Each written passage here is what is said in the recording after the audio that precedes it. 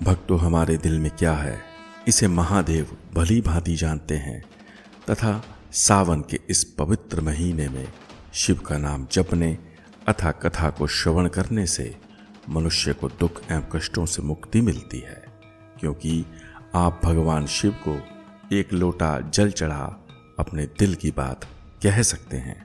कल एक बहन ने चर्चा में बताया कि कुछ दिन पहले वह अपने कैरियर और धन से जुड़ी समस्याओं से बहुत ज़्यादा परेशान थी।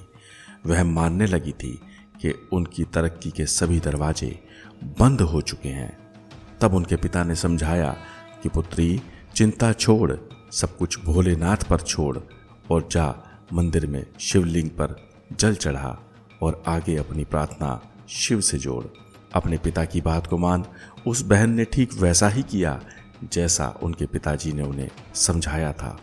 और बाबा का चमत्कार के देखिए, मात्र 10 दिनों में ही उस बहन को मनचाही जॉब, अच्छी तनख्वाह और बेहतर पोस्ट पर नियुक्ति मिल गई। यकीनन उस बहन का उत्साह और शिव के प्रति उनके परिवार की आस्था सराहनीय है। बावजूद इसके कहने का भाव ये है कि जो भी मनुष्य महादेव में श्रद्धा और पूर्ण विश्वास रखता है वह दिन दोगुनी तो रात चौगुनी तरक्की करता है।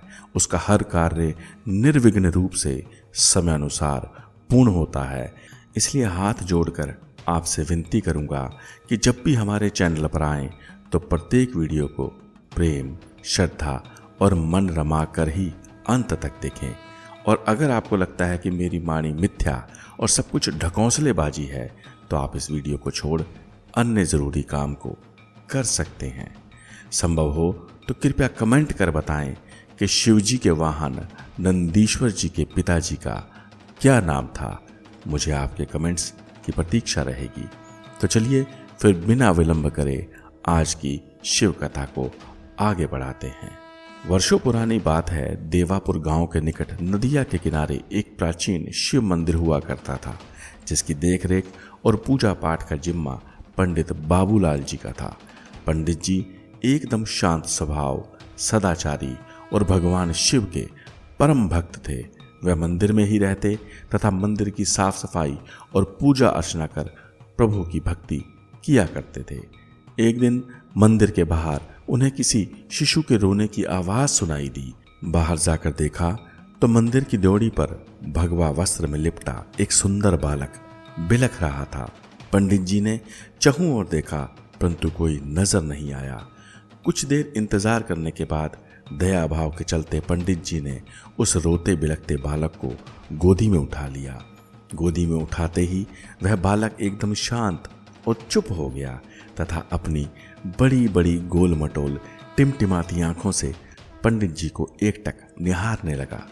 तदुपरांत पंडित जी ने मंदिर और नदी के किनारे बसे गांव में जाकर पूछा कि वह बालक किसका है, जिस पर सभी ने बालक को पहचानने से इनकार कर दिया। अतः यह निर्णय हुआ कि संभव है इस बालक की माता निज कारणों के चलते इसे मंदिर की ड्योढ़ी पर छोड़ गई होगी। चूंकि बालक का वंश और पहचान कठिन थी तो गांव का कोई भी व्यक्ति उसे गोद लेने हेतु आगे न आया। तब पंडित जी ने उसे भोले का आशीर्वाद मान पुत्र रूप में अपना लिया और बालक का नाम शिव प्रसाद रखा। उसका लालन पालन करते हुए समय ऐसे बीता मानो पता ही नहीं चला। जिसमें बालक बढ़ा तो पंडित जी वृद्ध होने लगे। पहले पहल पंडित जी ने शिव प्रसाद को मंदिर के छोटे मोटे कामों जैसे कि साफ सफाई, रख रखाव और देख रेख का काम सौंपा और उसे ये सब बातों को सिखाया। बड़ा होने पर तदुपरांत उसे धर्म तथा कर्म कांड की पूरी शिक्षा दी और मंदिर में पूजा पाठ, यज्ञ हवन, धार्मिक कार्यों इत्यादि से ला जोड़ा, जिसे शिव प्रसाद ने बड़ी ही खूबसूरती और निष्ठापूर्वक निभाना आरंभ कर दिया। शिव प्रसाद के सहयोग से मंदिर को उसका भावी पुरोहित तो पंडित जी को आराम मिलने लगा, जिसके चलते अब पंडित जी अपना अधिकतम समय शिव की भक्ति और साधना में व्यतीत करने लगे। और एक दिन वह भी आया जब शिव जी का नाम जपते जपते पंडित बाबूलाल जी शिव जी में ही लीन हो गए, अर्थात उनका देहावसान हो गया। उनके जाते ही बालक शिव प्रसाद बहुत दुखी और व्याकुल रहने लगा। सच्चाई तो ये थी कि अब भगवान शिव जी के अलावा उसका इस दुनिया में कोई और ना था। खैर, शरीर तो नश्वर है, सभी ने एक ना एक दिन इस दुनिया से चले ही जाना है, तो ऐसा जान और इस सत्य को मान शिव प्रसाद ने पंडित बाबूलाल जी को इस दुनिया से विदा किया और फिर मंदिर के कार्य और शिव जी की पूजा भक्ति में जुट गया। कई बार बैठे बैठे वह सोचा करता था कि वो भी क्या दिन थे जब उसने और पंडित बाबूलाल जी ने बिना भोजन किए और गंगा जल पीकर भी दिन काटे थे, जिसकी मूल वजह थी पंडित बाबूलाल जी की कठोर शिक्षा और पूजा पद्धति के 3 कठोर नियम, जिन्हें उन्होंने मरते दम तक निभाया और आगे शिव प्रसाद को भी उन्हीं के अनुरूप तैयार किया। पहला नियम, प्रतिदिन ताजा और सात्विक भोजन बना भगवान शिव जी को भोग लगाना। दूसरा नियम, बिना भोग लगाए कभी भी कुछ नहीं खाना, अर्थात पहले ईश्वर को भोग तदुपरांत भोजन करना। तीसरा और अंतिम नियम, जीवन को मिथ्या मान प्रभु के नाम और भजन के अलावा किसी भी वस्तु को जीवन में संचित नहीं करना, अर्थात मंदिर में कुछ भी आए उसका संग्रह ना करना, फिर चाहे वो चढ़ाया हुआ प्रसाद हो, फल हो, मिष्ठान हो, दूध हो, पकवान हो अथवा कोई भी ऐसी वस्तु हो जो कल को बासी एवं पुरानी हो सकती है, उसके संग्रह की मनाही थी। यही वजह थी कि शिव प्रसाद मंदिर में आने वाले चढ़ावे को कभी भी एकत्रित नहीं करता था, यानी उसका संग्रह नहीं करता था, और जो कुछ भी बचता उसे गरीब एवं जरूरतमंदों में बांट दिया करता था। कहते हैं भगवान जिससे प्रेम करते हैं उसकी परीक्षा भी अवश्य लेते हैं और उन परिस्थितियों का निर्माण कर डालते हैं जिसे समझ पाना आम आदमी के बस में नहीं होता। तो फिर एक दिन जब सावन की झड़ी ने पहाड़ों पर झमाझम पानी बरसा जल के प्रवाह को बढ़ा दिया, तब जगह जगह पहाड़ दरकने लगा मानो प्रलय होने को है, जिसके चलते मंदिर के साथ बहती नदी भी उफान पर थी। परिणाम स्वरूप अब चहुं ओर पानी ही पानी था।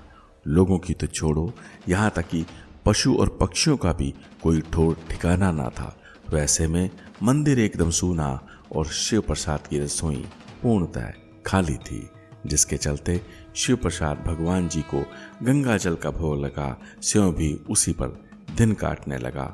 एक दिन से आरंभ हुआ यह सफर 7 दिनों तक बदस्तूर जारी रहा। कहते हैं जो परीक्षा लेता है अपने भक्त को शक्ति भी वही देता है। कहने का भाव, अज्ञानतावश कष्ट आने पर अधिकांश लोग ईश्वर में आस्था और प्रभु भक्ति को खोने लगते हैं। वह मान बैठते हैं कि वह जीवन में फंस चुके हैं और अब उनका कुछ नहीं हो सकता, अर्थात अब उन्हें बचाने वाला कोई नहीं है।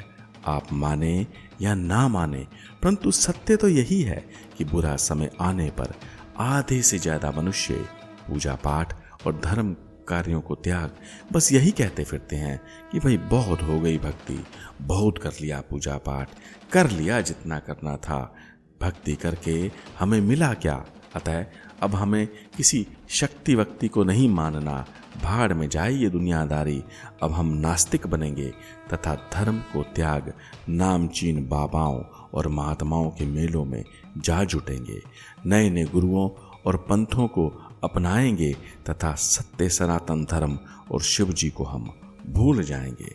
परंतु अक्सर ऐसे लोग और ये दुनिया भूल जाती है कि सभी तथाकथित गुरुओं और महात्माओं का गुरु कोई और नहीं वर्ण कैलाश पर निवास करने वाला जटाधारी नीलकंठ आशुतोष शिवशंकर मेरे भोलेनाथ जी ही हैं। तो कहने का भाव कि ईश्वर का प्रसाद और आशीर्वाद उन्हीं को मिलता है जो शिव में आस्था और पूर्ण श्रद्धा भाव रखते हैं। बाकी जो भी शेष है वो सब तो मिथ्या है। चलिए पुनः कथा की ओर वापस लौटते हैं। कहते हैं परीक्षा भी शिव ही लेते हैं तो ताकत भी शिव ही देते हैं। तो भले ही शिव प्रसाद जैसे तैसे बिना भोजन खाए मंदिर में पूजा पाठ और भजन करने में लगा था, परंतु भोलेनाथ से उसकी ये दशा देखी ना गई। तो अपनी लीला रचते हुए उन्होंने स्वयं गांव के मुखिया के बेटे के भेष को धारण किया और राशन और किराना इत्यादि ले मंदिर के बाहर जहां पहुंचे तथा जोर जोर से शिव प्रसाद को पुकारने लगे। आवाज सुन शिव प्रसाद स्यों अचंभे में था कि इतनी घनघोर वर्षा, बंदा ना बंदे की जात, तो ऐसे में बाहर कौन हो सकता है। बाहर जाकर देखा तो मुखिया का लड़का टोकरी में राशन और सब्जी लिए खड़ा था। शिव प्रसाद को देखते ही वह बोल पड़ा, राम राम पंडित जी, लीजिए, पिताजी ने कुछ किराना और सामग्री भिजवाई है, कृपया रसोई बना भोग तैयार करें, बाबा को चढ़ाएं और फिर स्यों भी खाएं। और हाँ, चिंता ना करें, हमें ज्ञात है कि आप ना तो बासी चढ़ाते हैं और ना ही स्यों खाते हैं, अतः मैं कल फिर आकर आपको ताजी सामग्री दे जाऊंगा। इतना बोल मुखिया का लड़का चलता बना। शिव प्रसाद ने उसका धन्यवाद किया और टोकरी उठा अंदर ले आया और जतन कर भीगी हुई लकड़ियों को जलाने लगा। शिव जी का जादू देखिए, भीगी काष्ठ यूं जलने लगी मानो वह सूखी घास हो। तो इस तरह दयालु भगवान शिव मुखिया के लड़के का भेष धारण कर प्रतिदिन मंदिर में आते और शिव प्रसाद को टोकरी देकर चले जाते, जिससे वह भोजन बनाता और गर्मा गर्म भगवान शिव जी को भोग लगाता। तो इस तरह लगातार वर्षा और मुखिया के लड़के का भेष धरे शिव जी भगवान का आना जाना लगा रहा। और जब 15 दिवस बीत गए तो शिव प्रसाद के मन में दया और संकोच का भाव उत्पन्न हुआ। अगले दिन जब भेषधारी शिव जी टोकरी लेकर पहुंचे तो शिव प्रसाद ने उन्हें टोक डाला और कहा कि भाई, आप रोज यहाँ सामग्री से भरी टोकरी दे जाते हैं, परंतु आप खुद या फिर आपके मुखिया पिताजी कभी भी मंदिर में प्रसाद अथवा दर्शन हेतु नहीं आते। ये बात मुझे कुछ ठीक नहीं लगती। अतः मैं आपके माध्यम से मुखिया जी को निवेदन भेजता हूँ कि कृपया कल आकर महादेव जी का आशीर्वाद और प्रसाद अवश्य ग्रहण करें। शिव प्रसाद के ऐसे वचन सुन वेशधारी शिव जी थोड़ा सकपका गए और बोले, अरे छोड़िए ना पंडित जी, जाने दीजिए, मुखिया जी को बहुत काम रहता है, परंतु उनकी भक्ति और श्रद्धा में तनिक भी कमी नहीं है, तभी तो वे प्रतिदिन मुझे टोकरी ले आपके पास भेज देते हैं। अतः आप संशय बिल्कुल ना करें और टोकरी ले भोग बनाएं, शिव जी को चढ़ाएं, तदुपरांत आप खुद भी खाएं। आपने खा लिया तो समझ लीजिए मुखिया जी ने भी खा लिया। परंतु आज शिव प्रसाद तो मानो अड़ गया। उसने कहा, श्री बाबूलाल जी ने मुझे यही सिखाया है कि दान अवश्य लो, परंतु भक्त का हिस्सा एवं भक्त प्रसाद भक्त को देना अनिवार्य है। अतः आपको भला लगे या बुरा, परंतु मुखिया जी से कह दीजिएगा कि कल मंदिर आ शिव जी का प्रसाद ग्रहण करें, अन्यथा दान की टोकरी ना भेजें। भक्त शिव प्रसाद के ऐसे तेवर देख आज भेषधारी शिव जी भी सकते में थे कि कैसा घोर कलयुग है। जो सारी दुनिया को देता है, लेने वाला आज उन्हीं को हड़का रहा है। परंतु महादेव जानते थे कि शिव प्रसाद की यह जिद उसकी सच्ची निष्ठा और धर्म के अनुपालन को दर्शाती है। ये वो मिसाल है जो अक्सर देखने को नहीं मिलती, क्योंकि लोग तो आजकल भोजन भंडारों में यूं टूट कर पड़ते हैं मानो कल प्रलय होने वाली है तथा उन्हें फिर जीवन में कभी भी भोजन खाने को मिलेगा ही नहीं। गरीब का तो समझ आता है, परंतु बड़े बड़े सेठ और पैसे वाले भी आजकल डब्बों को भर भर कर घर में दान पुण्य को ले जाते हैं। आप इस विषय पर अपनी क्या राय करते हैं, कृपया कमेंट कर मुझसे साझा करें। तो इस तरह सच्चे भावों के अधीन भगवान शिव ने मुस्कुराते हुए कहा, अरे अरे पुजारी जी, आप तो नाराज हो गए, चिंता मत करिए, मैं जाते ही आपका संदेश पिताजी को दे दूंगा। संभव है वह कल आकर बाबा बर्फानी के दर्शन और भोग प्रसाद अवश्य ग्रहण करेंगे।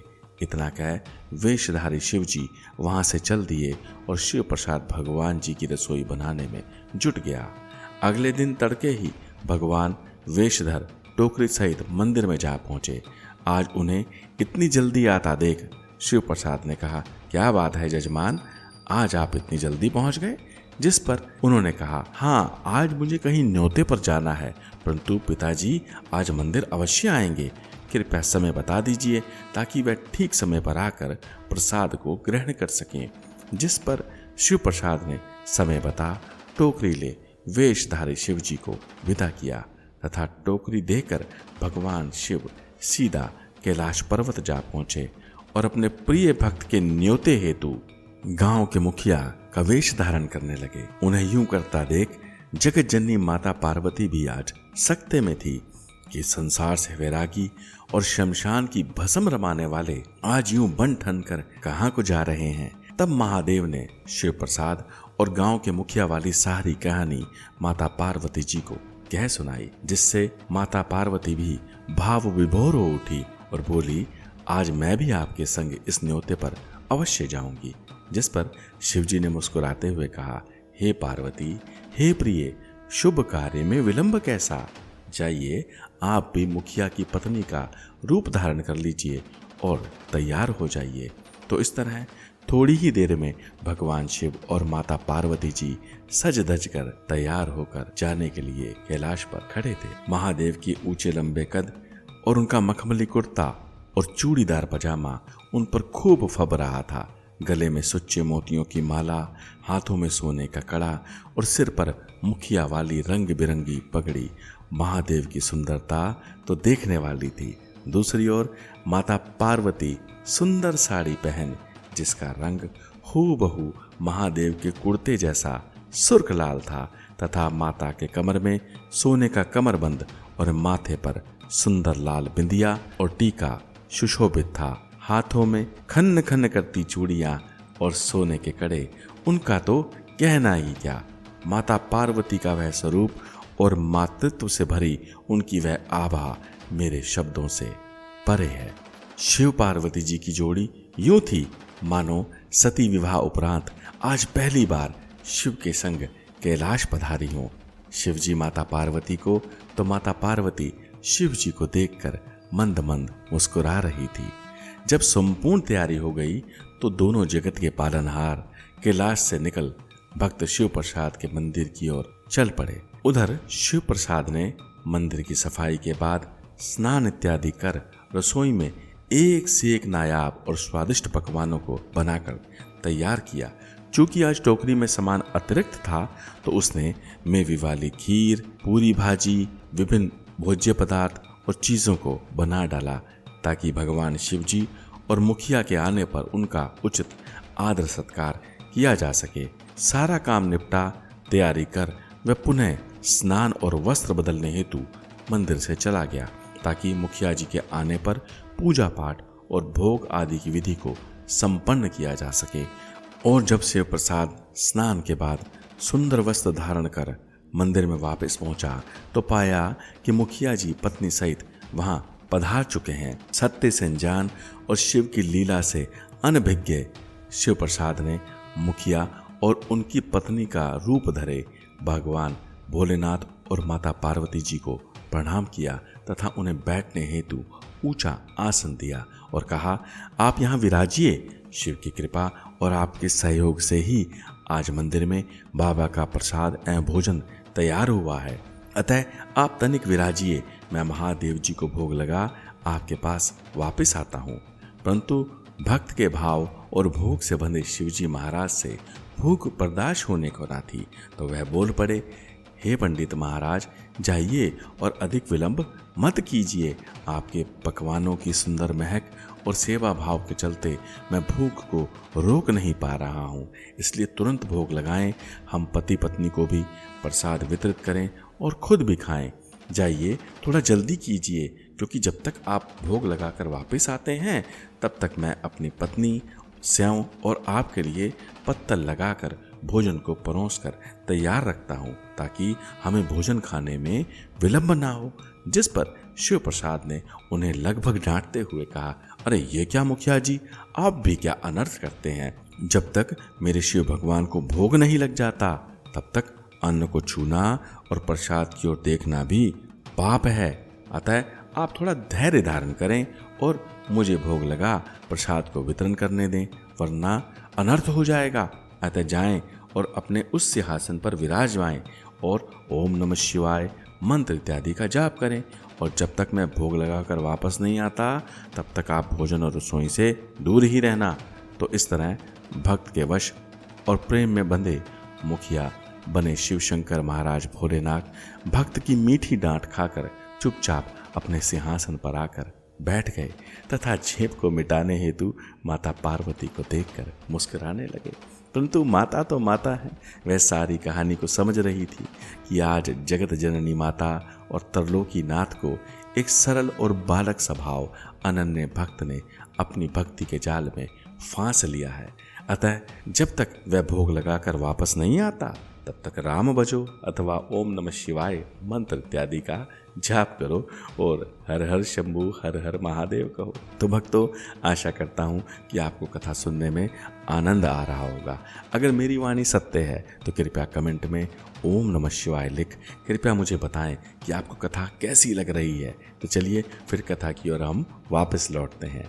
अपने अपने सिंहासन पर बैठे भगवान शिव और माता पार्वती आंखों ही आंखों में कुछ बतियाने लगे थे, जिसमें माता पार्वती शिव जी की योजना से असंतुष्ट दिखाई पड़ती थी। उन्होंने अपनी बड़ी बड़ी आंखें कर महादेव को ऐसा ना करने की सलाह दी, परंतु भगवान शिव कहाँ मानने वाले थे।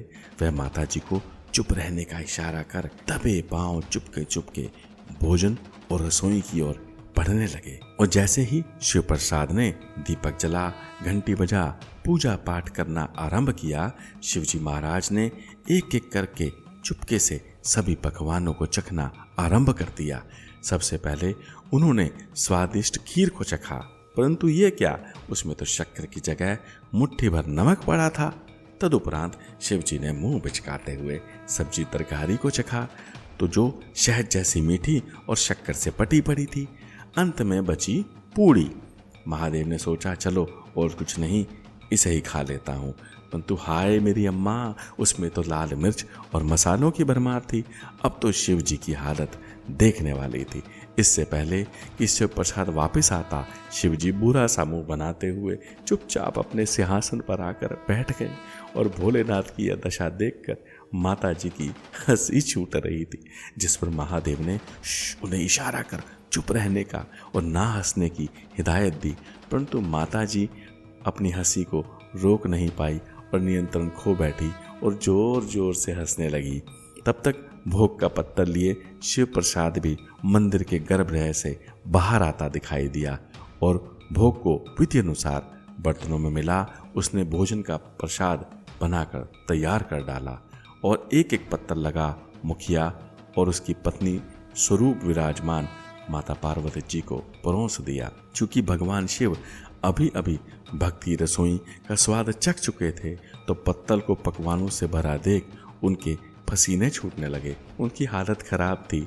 अपनी झेप को मिटाते और मुस्कुराते हुए वह कभी माता पार्वती की ओर देखते तो कभी भक्त शिव प्रसाद की ओर।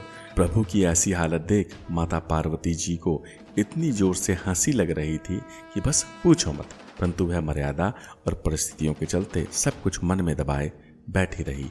भगवान शिव को ऐसे टालम टोल करते देख शिव प्रसाद से रहा ना गया।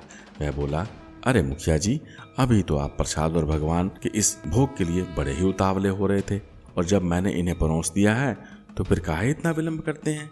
देखिए, आप हम सब में बड़े हैं, अतः जब तक आप नहीं झीमेंगे तब तक माता जी भी नहीं खाएंगी, और जब तक आप दोनों नहीं खाएंगे तब तक मेरे खाने का तो प्रश्न ही नहीं उठता। अतः तनिक जरा जल्दी करिए और भोजन का शुभारंभ कर मेरे मनोरथ को सिद्ध कीजिए। फिर क्या था, मरता क्या ना करता। मुखिया बने भगवान शिव ने दिल को पक्का कर सर्वप्रथम कुज्जे में परोसी गई खीर को उठाकर एक ही सांस में गटक लिया, और जैसे ही उन्होंने कुज्जे को वापस जमीन पर रखा, शिव प्रसाद ने उसे पुनः खीर से भर दिया। तो अब इस तरह शिव प्रसाद कुज्जे को भरता रहा और भक्ति के वश महादेव उसे गटागट पीते रहे। तो इस तरह एक एक करके मुखिया बने भगवान शिव जी ने लगभग संपूर्ण रसोई को अकेले ही चटम कर डाला, अर्थात उन्होंने उसे झीम लिया। सारा भोजन समाप्त होते ही उन्होंने अपने पेट पर हाथ फेरा और एक लंबी डकार लेते हुए कहा, वाह पंडित शिव प्रसाद जी, आपके हाथों में तो जादू है। क्या भोग प्रसाद बनाया था आपने? जिस पर शिव प्रसाद ने हाथ जोड़कर कहा, मुखिया जी, अगर मुझे ज्ञात होता कि आप भोजन भंडारे और खाने में कभी संकोच नहीं करते तो मैं इससे भी अधिक भोजन बनाता और आप दोनों को खिलाता, परंतु मुखिया जी आपने तो खा लिया, परंतु मैं माता जी को एक भी कोर परोस नहीं पाया, जिसके लिए मैं आप दोनों से हाथ जोड़कर क्षमा मांगता हूँ। जिस पर माँ अन्नपूर्णा माता जगत जननी पार्वती ने कहा, चिंता नहीं पुत्र शिव प्रसाद, जब मेरे प्राणनाथ ने खा लिया तो समझ लो मैंने भी खा लिया। बेटा शिव प्रसाद, तनिक जरा देखो कहीं ऐसा तो नहीं कि भगोने में कुछ खीर शेष बची हो। और जैसे ही शिव प्रसाद ने भगोने को खोल कर देखा, भगोना खीर से अभी भी भरा था। जिस पर शिव प्रसाद ने माता जी को कुज्जा भरकर खीर परोसी और पंखा झल उन्हें हवा करने लगा। और जैसे ही माता जी ने खीर को चखा, वह दंग रह गई, क्योंकि खीर केसर और गुलाब की सुगंध से महक रही थी। उसमें भर भर कर मेवे और मलाई पड़ी थी और शक्कर ऐसी कि खाने वाले को आनंद ही आनंद आए। तदुपरांत मुखिया बने शिव और पत्नी माता पार्वती जी ने शिव प्रसाद को भी खीर जीमने और प्रसाद खाने के लिए कहा, जिसे खाते ही उसकी जन्म जन्मांतर की भूख प्यास और तृष्णा मिट गई। कहते हैं शिव प्रसाद को वह संतोष मिला जिसे शब्दों में बयां कर पाना कठिन है। तदुपरांत महादेव की कृपा से शिव प्रसाद के ज्ञान चक्षु खुल गए। उसने देखा कि सामने मुखिया और उनकी पत्नी नहीं, वरण देवों के देव महादेव और जगत जननी माता पार्वती जी विराजमान हैं। भगवान शिव और माता पार्वती को अपने सम्मुख देख, उनके मोहक रूप को देख वह भाव विभोर उठा। उसकी आंखों से टप टप आंसू बहने लगे। उसे संपूर्ण ब्रह्मांड मंदिर के अंदर घूमता नजर आने लगा। साष्टांग प्रणाम करते हुए वह प्रभु के चरणों में गिर पड़ा और भोलेपन में कही गई बातों इत्यादि के लिए शिव जी से क्षमा मांगी और बोला, हे त्रिलोकी के नाथ, हे माता पार्वती, आपने दर्शन देकर तथा मेरे यहाँ भोजन कर कर मुझे भव सागर से तार दिया है। आपने मुझे वो दिया है जिसके लिए ऋषि मुनि और साधक हजारों लाखों वर्ष तक घोर तपस्या और जप तप करते हैं। भगवान भोलेनाथ आपकी जय हो, माता पार्वती जी आपकी जय जयकार हो। कहते हैं शिव पार्वती संग भोजन कर शिव प्रसाद तर गया। उसका जीवन सफल हुआ तथा वह जन्म जन्मांतर के बंधनों से मुक्त हो भगवान शिव जी के धाम को गया। वापस कैलाश पहुंचने पर भगवान शिव के मन में एक प्रश्न उठने लगा, जिसे उन्होंने माता पार्वती से कहा कि जब मैंने चोरी से भक्त के भोजन को चखा तो वह भक्त द्वारा परोसे गए भोजन से विपरीत क्यों था। जिस पर माता पार्वती ने सहज भाव से कहा, हे प्राणनाथ, वैसे तो आप अंतर्यामी हैं, सर्वज्ञ हैं, सर्वव्यापी हैं, आपसे कुछ नहीं छुपा। बावजूद इसके अगर आप जग कल्याण हेतु पूछ रहे हैं तो फिर सुनिए। हे शिव, हे जगत के स्वामी, ये भक्त शिव प्रसाद की सच्ची भक्ति और सत्य की वो ताकत थी जिसमें उसके नियमों की अवहेलना करने पर आपको चोरी से खाया गया स्वादिष्ट भोजन भी विपरीत और बेस्वाद लगा। परंतु जैसे ही शिव प्रसाद ने उसमें आपको चढ़ाया हुआ भोग मिलाया तो वह साधारण सा भोजन 100% प्रसाद तो फिर अमृत बन गया। यही वजह थी कि आप खीर के कुज्जों को उठा उठा कर भर भर कर पीते रहे और आपको संपूर्ण भोजन स्वादिष्ट और पूर्ण रूप से सात्विक लगा। और यही वजह है कि आज भी देवालयों और धर्म स्थानों पर बना भोग भंडारा ना तो कभी कम पड़ता है और ना ही कभी दूषित होता है। जिसे सुन शिव ने कहा, देखा देवी, हम ईश्वर होते हुए भी एक भक्त की सच्ची भक्ति और भोलेपन के आगे कुछ नहीं कर पाते। मनुष्य को उसके कर्म तो भगवान को भक्त की निश्चल भक्ति और भोलापन जाने क्या क्या नाच नचवाता है। हर हर महादेव, हर हर महादेव। अब सभी भक्तजन मेरे संग मिलकर अपने नेत्रों को बंद कर 3 बार इस पावन मंत्र का जाप करेंगे।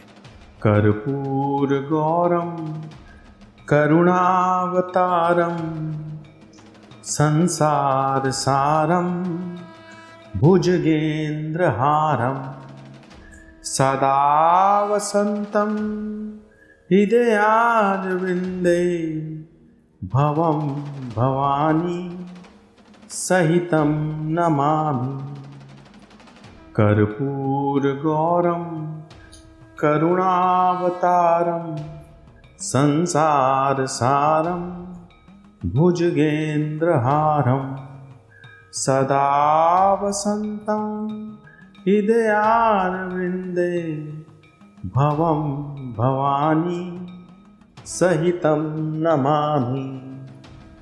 ॐ नमः शिवाय। कर्पूरगौरं करुणावतारं संसारसारं भुजगेन्द्रहारं सदा वसन्तं हृदयारविन्दे भवं भवानी सहितं नमामि। तो प्रिय शिव भक्तों, आपको आज की यह वीडियो और शिव कथा कैसी लगी कृपया कमेंट कर साझा करें और चैनल की अन्य वीडियो शिव कथा प्लेलिस्ट के माध्यम से सभी कथाओं का श्रवण करें। आप चाहें तो स्वेच्छा से सुपर थैंक्स के द्वारा स्पिरिचुअल कुमार और इस चैनल को आर्थिक रूप से सहयोग कर सकते हैं। ये सब मैं आप पर छोड़ता हूँ और आपको एक ही बात कहता हूँ, हर हर महादेव, हर हर महादेव, हर हर महादेव।